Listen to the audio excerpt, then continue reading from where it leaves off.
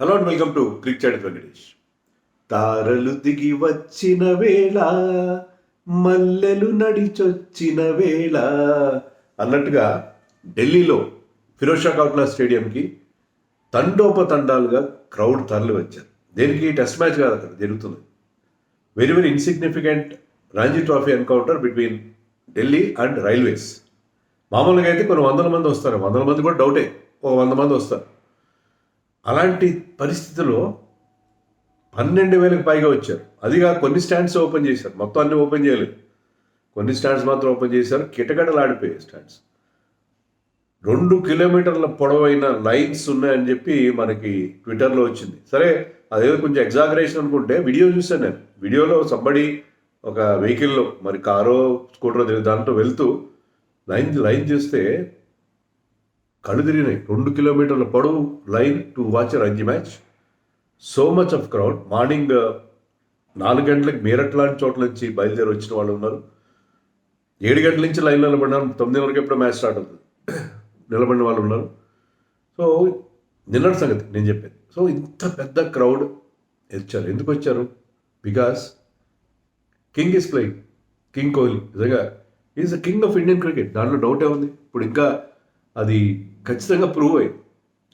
ట్విట్టర్లో ఒకటి చూశాను, నాకు నచ్చింది. అంటే దాంతో పూర్తిగా ఏకోపించను. ఏమన్నారంటే, ఈ సూపర్ స్టార్ కల్చర్ని దెబ్బ కొట్టాలని చెప్పి బీసీసీఐ వీళ్ళకి ఒక మ్యాండేట్ జారీ చేసింది. కోహ్లీ, రోహిత్ లాంటి వాళ్ళకి మీరు రంజీ మ్యాచ్లో ఆడి తీరాల్సిందే అని చెప్పి. కానీ ఈ మ్యాచ్ ద్వారా కోహ్లీ ఏం ప్రూవ్ చేశాడంటే తను ఎంత పెద్ద సూపర్ స్టార్ అని ప్రూవ్ చేశాడని చెప్పి అన్నారు. నిజమే కదా, కోహ్లీకి ఎంత పాపులారిటీ ఉంది ఇండియాలో అనేది మరొకసారి నిర్ద్వంద్వంగా ప్రూవ్ అయింది. ఆయన హోమ్ గ్రౌండ్లో. It is home now. అతను ఆడుతున్నదేమో బెంగళూరు బాయ్గా బెంగళూరుకి ఆడుతున్నాడు. 17 సీజన్గా బెంగళూరుకి ఆడుతున్నాడు. ఐపీఎల్లో నివాసం ఎప్పుడో మార్చేశాడు. ఢిల్లీ నుంచి నవ్ కాదు, మొన్నటిదాకా ముంబైలో ఉన్నాడు. ఇప్పుడు లండన్ కూడా వెళ్ళిపోయినట్టున్నాడు. అయినా సరే ఢిల్లీ బాయ్గా, ఢిల్లీలో పుట్టి పెరిగిన వాడిగా, ఢిల్లీ కల్చర్ని హక్కుని చేర్చుకున్నవాడిగా అతన్ని ఢిల్లీ వాళ్ళు ప్రేమిస్తున్నారు. సో ఇన్నేళ్ల తర్వాత, మళ్ళీ 12 ఏళ్ల తర్వాత అతను రంజీ ట్రోఫీ మ్యాచ్ ఆడుతుంటే బోల్డంతమంది వచ్చారు. కోహ్లీ అని అరుస్తా అక్కడ పండగ వాతావరణం కనిపించింది. ఇదే కదా మనం కోరుకున్నాం. రంజీ ట్రోఫీలో ఈ స్టార్స్ ఆడాలి. అప్పుడప్పుడు, ప్రతిసారి కాకుండా అప్పుడప్పుడు అది తలుకుమనాలి. తలుకుమంటే ఏంటంటే రంజీ ట్రోఫీకి ఒక లైఫ్ వస్తుంది, ఒక కొత్త కళ వస్తుంది. ఆ కొత్త కళ మనకి ఇక్కడ కనిపించింది. లేకపోతే ఎవరి గురించి, మన ఆయుష్ బదోని ఢిల్లీ క్యాప్టెన్ అని మనకు తెలుసా? ఇంకెవరెవరు ఆడు? ఉపేంద్ర యాదవ్ బాగా ఆడి, తమ సన్ రైజర్స్ ఆడిన ఉపేంద్ర యాదవ్ రైల్వేస్ తరఫున 95 చేశాడు. అతనికి కొంత గుర్తింపు వచ్చింది. సో ఇలాంటివన్నీ మనం, ఈ డొమెస్టిక్ పర్ఫార్మెన్సెస్ హైలైట్ కావాలంటే ఈ స్టార్స్ ఆడాలి. అప్పుడప్పుడు ఆడాలి. ఆడితేనే అసలు మనకి డొమెస్టిక్ క్రికెట్ ఇంకా బతికుందని తెలుస్తుంది. సో అది ఆ రకంగా చూసుకుంటే చాలా ఇంపార్టెంట్. సునీల్ గవాస్కర్ అన్నాడు, వీళ్ళందరూ ఏదో కాంట్రాక్ట్స్ కోసం ఆడారు, రోహిత్ కానీ జైస్వాల్ కానీ. దానివల్ల ఎవరో మహాత్రేనే ఎవరో ప్లేయర్ అతను సెంచరీలు చేసిన అతనికి ఛాన్స్ లేకుండా పోయింది. కరెక్టే, 1-2 మ్యాచ్లు ఆడడం వల్ల 1-2 ప్లేయర్స్కి టీంలో ఉండే అవకాశం పోతుంది. బట్ స్టిల్ వీళ్ళు ఆడడం వల్ల ఏంటంటే ఒక లైఫ్ వస్తుంది. తర్వాత మిగతా క్రికెటర్స్, ఐపీఎల్ వాళ్ళకి వీళ్ళతో భుజాలు రాసుకుని rubbing shoulders with these great players అవకాశం ఉంటుంది. కానీ ఎవరైతే రెడ్ బాల్ క్రికెట్ ఆడుతున్నారో వాళ్ళని కనీసం దగ్గర నుంచి చూసే అవకాశం కూడా రాదు. అందుకే మొన్న కోహ్లీ వచ్చి ప్రాక్టీస్ రోజు ముందు జిమ్లో ఉంటే చాలామంది ఢిల్లీ క్రికెటర్స్ కూడా వచ్చి కోహ్లీ ఎలాంటి రొటీన్స్ చేస్తున్నాడు జిమ్లో అని చూశారంట. అతను నెట్ ప్రాక్టీస్ చేస్తుంటే అతను ఎలా ఉంది, అతని వర్క్ ఎథిక్ ఎలా ఉంది, ఏం చేస్తున్నాడు, నెట్ ప్రాక్టీస్లో ఎలాంటి షాట్స్ ఆడుతున్నాడు, ఇవన్నీ చూస్తే అంటే అదంతా వాళ్ళకి లెర్నింగ్ ఎక్స్పీరియన్స్ కదా వాళ్ళందరికీ. మామూలుగా ఐపీఎల్ ఆడని వాళ్ళు, ఇప్పుడు ఢిల్లీ టీంలో ఉన్న వాళ్ళు చాలామంది ఐపీఎల్ ఆడని వాళ్ళు, బహదూర్లీ లాంటి వాళ్ళు కొద్దిమంది, నవదీప్ సైన్ లాంటి వాళ్ళు తప్ప మిగతా వాళ్ళకి ఐపీఎల్ కాంట్రాక్ట్స్ కూడా లేవు. లైక్ రైల్వేస్లో కరణ్ శర్మ తప్ప మిగతా ఎవరు పెద్దగా చెప్పుకోదగ్గ పేరు లేవు అక్కడ. సో అలాంటి టీమ్స్ ఉన్నప్పుడు, అలాంటి ప్లేయర్స్ ఉన్నప్పుడు వాళ్ళందరికీ ఏంటంటే కోహ్లీని దగ్గర నుంచి, కోహ్లీని కానీ, రోహిత్ శర్మ కానీ, రిషబ్ పంత్ కానీ దగ్గర నుంచి చూసి ఈ టాప్ క్లాస్ క్రికెటర్స్ ఏ రకంగా ప్రిపేర్ అవుతున్నారు అనేది వాళ్ళందరికీ చాలా అవసరం. సో అప్పుడప్పుడు ఆడాలి. అప్పుడప్పుడు ఆడితేనే ఈ కళ ఉంటుంది. నిజంగా ఆ స్టోరీస్ చూస్తుంటే, నిన్న నేను మ్యాచ్ కూడా చూశాను కొంతసేపు. టీవీలో కూడా ఎంతమంది చూశారండి? నేను చూసాను 24 lakhs. అరే Ranji trophy match 24 lakhs views. వా, 40 50 నాకు కరెక్ట్ నెంబర్ తెలీదు, చాలా ఎక్కువ మంది చూసినట్టు టీవీలో కూడా జియో సినిమాలో కూడా బోల్డ్ మంది ఆ మ్యాచ్ చూశారని చెప్పి మనకి న్యూస్ వచ్చింది. ప్లస్ అక్కడ క్రౌడ్ ముందు గౌతమ్ గంభీర్ స్టాండ్ అని ఉంటుంది పేలియన్ ఆనుకుని, దాన్ని ఫుల్గా నిండిపోతే బిషన్ సింగ్ బేడి స్టాండ్ కూడా ఓపెన్ చేశారు.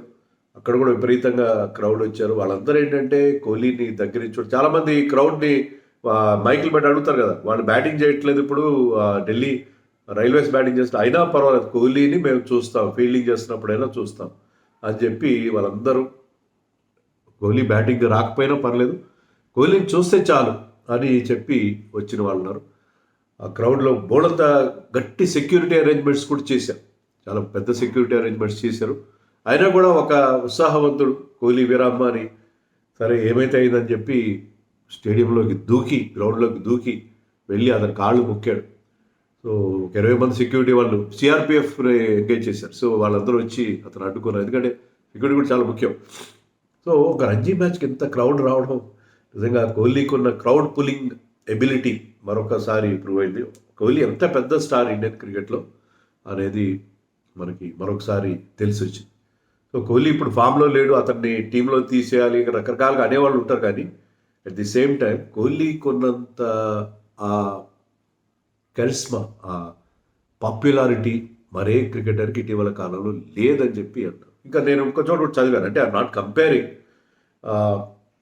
తన ఆఖరి టెస్ట్ సిరీస్కి ముందు సచిన్ టెండూల్కర్ కూడా పాలం గ్రౌండ్ ఢిల్లీలోనే ఒక రంజీ మ్యాచ్ ఆడాడు. అప్పుడు కొద్దిమంది వచ్చారు, అప్పుడు పెద్దగా రాలేదు. కానీ Kohli being a local man అతని కోసం వచ్చారు. నాకు అర్థం కాదు ఏంటంటే కోహ్లీ 4 టెస్ట్ మ్యాచ్లు ఆడాడు ఢిల్లీలో, కానీ టెస్ట్ మ్యాచ్లకి ఇంతమంది క్రౌడ్ రారు. అక్కడ కోహ్లీ ఒక్కడ హైలైట్, ఇక్కడ కోహ్లీ హైలైట్ అవుతాడు. కోహ్లీ ఆడడం అనేది ఒక న్యూస్ అయింది. 12-13 ఏళ్ళ తర్వాత రంజీ మ్యాచ్ కోహ్లీ ఆడుతుంటే మిగతా వాళ్ళు ఎవరిని పట్టించుకోవాల్సిన focus is entirely on Kohli. మీరు లేకపోతే ఏంటంటే టెస్ట్ మ్యాచ్ ఆడుతున్నప్పుడు ఫారిన్ ప్లే టీం ఉంటుంది, ఈ టీం ఉంటుంది, దాంట్లో ఫోకస్ వేరే ఉంటుంది. ఇక్కడ కేవలం కోహ్లీని చూద్దాము అన్న ఉద్దేశం, అందుకే ఎంత క్రౌడ్ వచ్చారు. అదే మీకు ఢిల్లీలో టెస్ట్ మ్యాచ్ జరిగితే కోహ్లీని చూద్దామని రారు జనాలు. ఇదేంటంటే ఇక్కడ అంత ఫోకస్ మ్యాచ్లో ఏం జరుగుతుంది, ఎవరు ఆడుతున్నారు ఎవరు ఆడట్లేదు అనేది ఏముండదు. ఇంకో గమ్మత్ ఏంటంటే రైల్వేస్ బాగానే ఆడారు, ఒక ట్రిక్కీ పిచ్ మీద 95 చేశాడు ఉపేంద్ర యాదవ్, ఒకప్పటి ఎస్ఆర్హెచ్ కీపర్. వాళ్ళు ఆల్అౌట్ అయిన తర్వాత ఢిల్లీ బ్యాటింగ్ దిగింది. కోహ్లీ బ్యాట్ నెంబర్ 4, మామూలుగా అంతే కదా, రెడ్ బాల్ క్రికెట్ నెంబర్ 4లో ఆడతారు.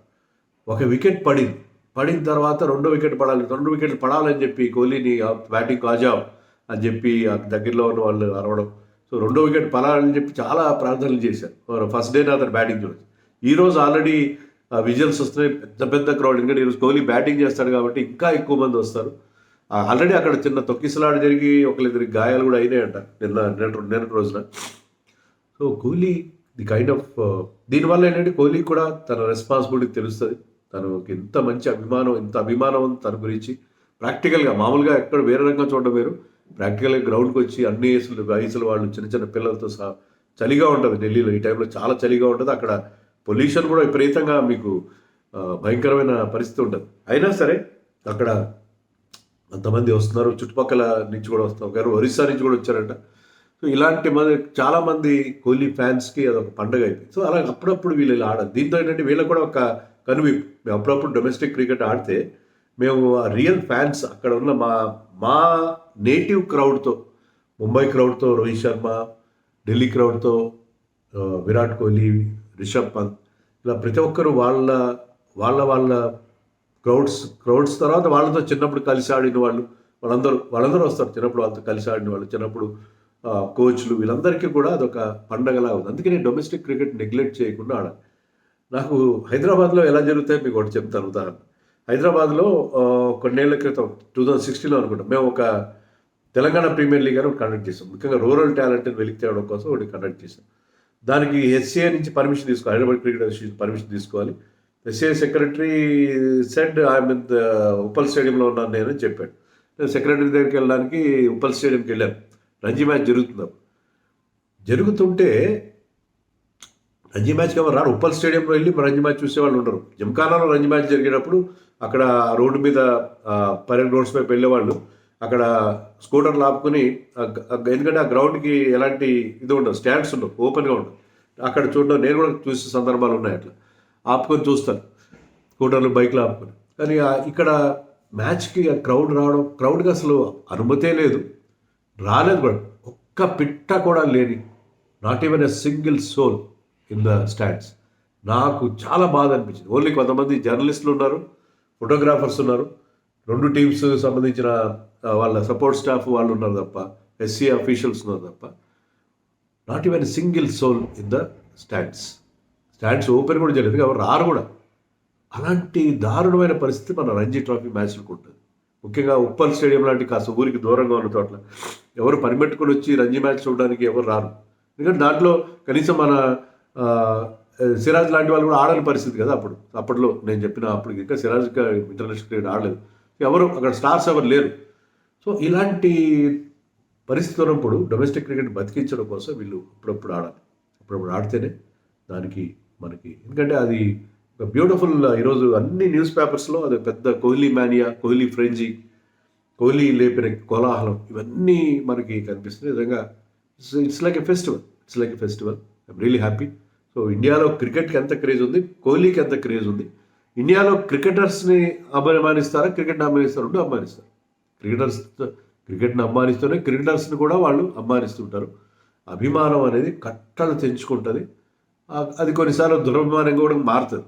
టాక్సిసిటీ పక్కన పెడితే ఇండియాలో క్రికెట్కు ఉన్న క్రేజ్కి ఇది ఒక ఎగ్జాంపుల్గా చెప్పుకోవాలి. పర్టికులర్లీ ఒక టాప్ క్లాస్ క్రికెటర్ ఆడుతున్నప్పుడు, డొమెస్టిక్ మ్యాచ్ ఆడుతున్నప్పుడు, సో ఇదందరూ కూడా కనువిప్పు. సో వీళ్ళు కూడా ఆడతారు భవిష్యత్తులో. ఏంటంటే వాళ్ళకి వస్తున్న ఆ రెస్పాన్స్ చూస్తే డెఫినెట్గా అప్పుడప్పుడు మేము డొమెస్టిక్ క్రికెట్ ఆడాలి అని చెప్పి ఒక వాళ్ళకు కూడా ఫీలింగ్ కలుగుతుంది. ఇట్స్ ఎ గుడ్ థింగ్ కదా.